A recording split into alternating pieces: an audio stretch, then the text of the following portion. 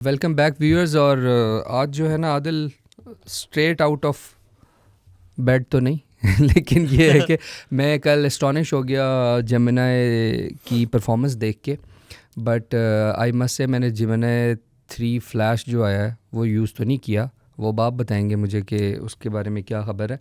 लेकिन मैंने जेमिनाई को जब यूज़ किया ना फॉर वीडियोज़ का मेटा डाटा यूज़ करने के लिए, तो क्योंकि हमने वो गूगल वन की स्टोरेज ली हुई थी तो उसमें उन्होंने जेमिनाई 2.5 to 3 उसकी सब्सक्रिप्शन दी हुई थी। तो उसमें ये हो रहा था कि एस्टॉनिशिंगली वो वीडियोस की सारी जो उसमें इंफॉर्मेशन है ना जो भी मैं मांग रहा था जी वो सारी आपको वो सारी प्रोवाइड होती। तो ये पहले बताएं ये अपडेट क्या है ये जेमिनाई 3 की। अच्छा, अभी पिछले 1.5-2 हफ्ते में हमने देखा है कि गूगल हर हफ्ते एक रिलीज़ किए जा रहा है कुछ न कुछ अपडेट। एक जेमिनाई 3 प्रो किया, फिर नैनो बनाना प्रो किया, फिर जो इनका ऑडियो वाला मॉडल था वो किया। अब इन्होंने कोलैबोरेशंस भी की। अब ये जो मॉडल है ये है फ्लैश मॉडल, जो आप नॉर्मल जो भी आप उन कन्वर्सेशंस करते हैं ना जेमिनाई के साथ, बाय डिफ़ॉल्ट जो आपका मॉडल सेलेक्टेड था वो पहले होता था 2.5 फ्लैश। तो उसमें आपको इंस्टेंटली जवाब मिल जाते थे, लेकिन वो इतना स्मार्ट मॉडल नहीं था, या वो चैट जीपीटी वगैरह से कम्पीट नहीं कर सकता था। बिल्कुल, क्योंकि मैंने स्टार्ट भी किया था तो तब मुझे मज़ा बिल्कुल भी नहीं आया। और ये चीज़ जो हम शुरू से हैरान हो रहे थे कि इन्होंने जेमिनाई 3 प्रो रिलीज़ कर दिया, लेकिन और कोई मॉडल रिलीज़ नहीं किया जो फ्री यूज़र के लिए होगा या जो एवरेज यूज़र के लिए होगा। क्योंकि 3 प्रो में आपको सिर्फ 3 प्रॉम्प्ट्स मिलती हैं, आप 3 दफ़ा उससे कोई भी चीज़ पूछ सकते हैं और फिर ख़त्म हो जाते हैं। एक दिन के लिए 24 घंटे के लिए आपके पास एक्सेस नहीं रहता फ्री यूज़र के लिए। तो जो ये 3 फ्लैश मॉडल है ये है फ्री यूज़र्स के लिए। ठीक है। ये जो आप AI मोड यूज़ करते हैं गूगल सर्च में, मैं उसी की बात कर रहा हूँ जी। वो AI मोड भी पहले 2.5 फ्लैश पे बेस्ड था, अब वो भी 3 फ्लैश पे बेस्ड होगा। और 3 फ्लैश और 2.5 फ्लैश का मैं आपको डिफरेंस बताऊं। 2.5 का जो प्रो मॉडल था 3 फ्लैश उससे बेहतर है। अच्छा, यानी प्रो मॉडल से भी वो बेहतर है। जो पिछला इनका प्रो मॉडल था उससे बेहतर है। ठीक है। और इसकी स्पीड उससे भी ज़्यादा तेज़ है। और ये मॉडल अगर कोई इनके मॉडल को यूज़ करना चाहता है ना अपने बिजनेस के लिए, किसी भी चीज़ के लिए, तो उनको ये पहले से ज़्यादा सस्ता भी पड़ेगा। क्योंकि उन्होंने कॉस्ट भी इसकी बहुत सस्ती रखी हुई है। तो पब्लिकेशंस हैं या कुछ भी हैं, कोई और वेबसाइट्स हैं जिन्होंने कोई चैट बॉट्स बनाए हुए हैं, AI बॉट्स। बस ये है कि नॉर्मली ना इनका मुझे थोड़ा सा ये हो रहा होता है, ये इकट्ठे ना उसमें देते हैं, पैकेज देते हैं ये जी, प्रॉपर पैकेज जिसमें आपके पास स्पेस भी होती है और सारी चीज़ें होती हैं। लेकिन यह है कि मुझे अच्छा इस बात के लगा कि मैं आपको बता रहा हूँ ना, I felt a significant change in the Gemini search. मैं आपको ये कह रहा हूँ AI मोड की जो सर्च है उसमें आप नोटिस करेंगे कि काफ़ी ज़्यादा डिफरेंस है। वो पहले से बहुत ज़्यादा बेहतर परफॉर्म कर रहा है। मतलब इफ आई सेड टू इसके टाइम स्टैम्प्स बता दो, उसने बता दिया। जो वो कॉमेडी लोग करते थे ना कि यार ये AI हमें रिप्लेस करेगी, वो AI मोड पे कहते थे, क्योंकि ये मॉडल इतना स्मार्ट मॉडल नहीं था। लेकिन अब इसमें थिंकिंग कैपेबिलिटीज़ काफ़ी ज़्यादा आ चुकी हैं, तो वो आपको स्पीड के साथ अच्छी खासी डिसेंट थिंकिंग कैपेबिलिटी और मज़े की बात यह है कि लोकल लैंग्वेजेस को भी वो फ़ौरन से ग्रास्प कर रहा है। बिल्कुल, ये वाली उर्दू में आप बात करें वो बिल्कुल सही। आई थिंक व्यूअर्स को बताना इसलिए ज़रूरी है कि it's there is a significant change, you should also watch and use that thing. बहुत मज़ा आ रहा है। मेरे ख्याल से जो गूगल ने ये सारे मॉडल रिलीज़ किए ना अभी पिछले कुछ टाइम में, इन्होंने हर स्टेज पे गूगल को फोरफ्रंट पे ला के रख दिया, सबसे आगे, या जो सबसे ज़्यादा टॉप पे थे उनके साथ डायरेक्ट कंपेरेटर बना दिया। चाहे आप उनकी वॉइस रिकग्निशन की बात करें, चाहे आप उनका फास्ट मॉडल की बात करें, चाहे आप उनके प्रो मॉडल की बात करें, हर चीज़ में वो तकरीबन टॉप पे है। हाँ, और आज से 1 महीना पहले इस तरह नहीं था। और this is the time when people will opt Gemini for the AI thing as well, क्योंकि वो फिर I mean to say like chat GPT तो है मेरे ख्याल में 80% आवाम के पास है ही जी, सबके पास, सब यूज़ कर रहे हैं उसको।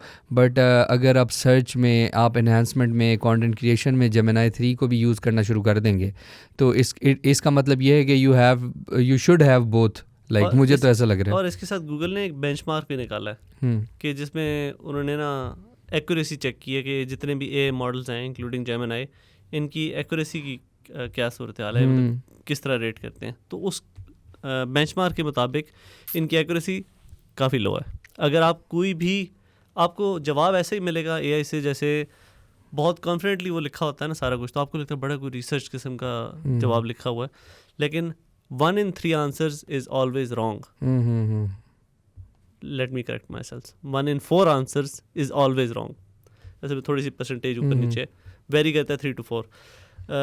जेमिनाई का 69% आंसर्स जो होते हैं वो ठीक होते हैं, 31% गलत होते हैं. और जेमिनाई सबसे अच्छा है अभी तक इसमें एक्यूरेसी के हिसाब से. अब बाकियों की मैं आपको एक्यूरेसी बताता हूँ. बाकियों की है जी, चैट जीपीटी की है 62%, और इसके अलावा जेमिनाई का जो 2.5 प्रो था उसकी भी 62% थी. यस. और ग्रॉक की 53% एक्यूरेसी. इनकी 78 तो नहीं है? नहीं, 68.8 68.8 प्रो. ठीक है. और O3 मॉडल जो था चैट जीपीटी का वो 52 पे है, 52% एक्यूरेसी है. और जो स्टैंडर्ड 5.1 है वो 49.4 है. तो हम जिन मॉडल्स को समझते थे ना बहुत रिलायबल है, वो असल में इतने रिलायबल नहीं है. लेकिन ये भी तो हो सकता है कि इसके बेंचमार्क्स क्या होंगे. मुझे लगता है कि जो ये प्योरली एक्यूरेसी की. अच्छा, सिर्फ एक्यूरेसी पे. इससे पहले जो बेंचमार्क्स आते हैं वो मुख्तलिफ आउटपुट्स आपकी देखते हैं कि आपकी आउटपुट जो आप चाह रहे हो वो ठीक है या नहीं है. ये इन्होंने इसमें सिर्फ एक्यूरेसी देखी है. मुझे लग रहा है ये अगले पिछले 2 to 3 मंथ्स में ना आदिल, और अगले भी 2 से 4 मंथ्स, मुझे लग रहा है ये बहुत ज़्यादा टेस्टिंग होने वाली है. क्योंकि ना इसमें होगा क्या कि दे want us to pay more, they want us to segregate each and everything. और उसके अंदर हम लोगों को कुछ मॉडल समझ नहीं आएंगे, हम सब्सक्राइब रीसब्सक्राइब करेंगे, कुछ और करेंगे, चेंजेस करेंगे, एंड देन हमें समझ आएगी. एक और स्टडी बताता हूँ इसके साथ. एक और स्टडी आई है. हाँ, वो भी लाजमी. उसके मुताबिक जो हम सुनते तो है ना, एआई आ गई है, इसने सारे सॉफ्टवेयर इंजीनियर्स को जॉब्स खत्म कर दिए. एंट्री लेवल का जो डेवलपर है वो खत्म कर दिया. जब मैंने आपसे पूछा था कि यार अगर कोड हमने बनाने तो फिर सॉफ्टवेयर इंजीनियर्स का क्या मतलब, खुद बन जाएंगे सब कुछ. खैर फॉर नाउ अगर हम भी यही समझते थे और बहुत सारे लोग भी यही समझते हैं, लेकिन ये हमारी assumptions गलत थी. जो लेटेस्ट डाटा है उसके मुताबिक एआई यूज़ करके आप जो भी कोडिंग कर रहे हो वो कंपेयर टू अ ह्यूमन काफ़ी ज़्यादा बुरी है. बहुत ज़्यादा बग्स इंट्रोड्यूस करती है और बहुत ज़्यादा सिक्योरिटी लैप्सेस होते हैं उसमें. कल मैं एक कोडर से बात कर रहा था, वो कह रहा था कि मैं एआई इसलिए नहीं यूज़ कर सकता कि जब मैंने उसमें कुछ ट्वीक्स करनी है, चेंजेस करनी है, तो मैं सारे का सारा वो मॉडल उठाया हुआ उसमें चेंजेस नहीं हो सकती. जी, ये इशू आता है कुछ. अब सही बात है, मुझे पता नहीं है उस चीज़ का. मैं आपको बाय नंबर्स बताता हूँ कि कितना फ़र्क है. कितना फ़र्क है? अगर कोई भी कोड लिखा गया है सेम कोड, तो उसमें एआई जनरेटेड जो होगा उसमें 10.83 इशूज़ हैं, और अगर कोई इंसान कर रहा है तो उसमें 6.45 इशूज़ हैं ऑन एवरेज. ठीक. और अगर लॉजिक और करेक्टनेस की बात करें तो 75% ज़्यादा एरर्स आते हैं जो एआई लिखता है कोड. और कोड क्वालिटी और मेंटेनेबिलिटी की बात करें तो 64% ज़्यादा मसले आते हैं. सिक्योरिटी की बात करें तो 57% ज़्यादा मसले आते हैं. और परफॉर्मेंस की बात करें कोड की तो 42% ज़्यादा मसले आते हैं compare to a real human. तो हमारी जो अजम्पशंस थी कि एआई ने रिप्लेस कर दिया है कोडर्स को, प्रोग्रामर्स को, ये बिल्कुल गलत थी.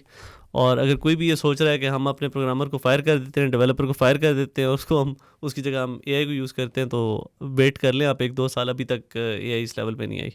और सबसे बड़ा मसला जो यही है कि सिक्योरिटी में और जो पासवर्ड हैंडलिंग है इसमें बहुत बुरा परफॉर्म करता है एआई. तो उसके लिए आपको इसको एक सपोर्ट टूल के तौर पे यूज़ कर सकते हैं. आप अपने जो भी आप डेवलपर्स हैं वो अपनी परफॉर्मेंस इंप्रूव कर सकते हैं इससे. आप सेक्शंस ऑफ जो आपके कोड है, जो फीचर्स हैं, वो आप डेवलप कर सकते हैं. अच्छा, लेकिन आप पूरे का पूरा सारा कुछ उसके हवाले नहीं कर सकते अभी तक. अब ये एक जेनेरिक है, इन्होंने ये नहीं लिखा कि इस स्टडी में उन्होंने कौन कौन से टूल्स इस्तेमाल किए, कौन से नहीं किए, लेकिन ये उन्होंने मेंशन किया कि उन्होंने ज़्यादातर जो जितने भी लेटेस्ट आए हुए मॉडल्स, इंक्लूडिंग जीपीटी की जो लेटेस्ट फैमिली है सारी की सारी, वो सब यूज़ की है. तो अब इस ख़तरनाक न्यूज़ के साथ हम आगे मूव करते हैं. अच्छा, नहीं, लेकिन एक चीज़ थी कि ये अच्छी बात भी है वैसे ना कि कुछ चीज़ें पॉजिटिव भी नज़र आ रही हैं, but somehow there are lot of things जो कोडिंग के हवाले से मैंने अब नोट कर रहा हूँ कि जो है ना वो ह्यूमन जो इंटरवेंशन है वो बहुत ज़रूरी है उसके अंदर. जी, बहुत ज़्यादा. अच्छा, इसका मतलब ये नहीं है कि भाई कोई भी उठ के जिसने कल से कोडिंग स्टार्ट की तो वो कर लेगा उस चीज़ को. वाइब कोडिंग जो है ना वो अभी तक वाइब स्टेज पे. हाँ, सही बात है. अच्छा, उसके अलावा आपके ख्याल में हमारे पास और कौन सी खबरें हैं? हम कोई गैजेट्स में आए या अभी हमारे पास कुछ? पहले हम, ये बड़ी खबर है एनवीडिया के कार्ड नहीं मिल रहे, हाँ AMD के महंगे हाँ, होने हाँ, वाले हाँ, हैं, हाँ। CPUs, ये वो बिल्कुल। खबरें आ रही थी। हम्म, अब नई खबर ये है कि इंटेल जो है वो अपने ग्राफिक कार्ड्स लॉन्च करने लगा है, अच्छा। और उसकी जो लेटेस्ट लीक आई है उसके मुताबिक इन्होंने एक तो नेमिंग स्कीम इस तरह की रखी है, जो इंटेल के आर्क GPUs है ना, इंटीग्रेटेड GPUs, वो और ये बैटल मेज GPUs जिनको ये बोल रहे हैं, ये इनमें काफ़ी ज़्यादा नेमिंग ओवरलैप है, जिसकी वजह से अभी तक कन्फ्यूजन है। लेकिन जो लेटेस्ट लीक है उसके मुताबिक इंटेल ग्राफिक कार्ड्स बना रहा है जो मिड टीयर के ग्राफिक कार्ड्स अभी हैं मार्केट में, एनवीडिया के और AMD के, उनसे वो डायरेक्टली कम्पीट करेगा। तो अच्छा। Intel is officially entering the graphic cards market, और इसमें आपको परफॉर्मेंस मिलेगी तकरीबन 2K gaming at high settings, ये आपको मिल सकती है।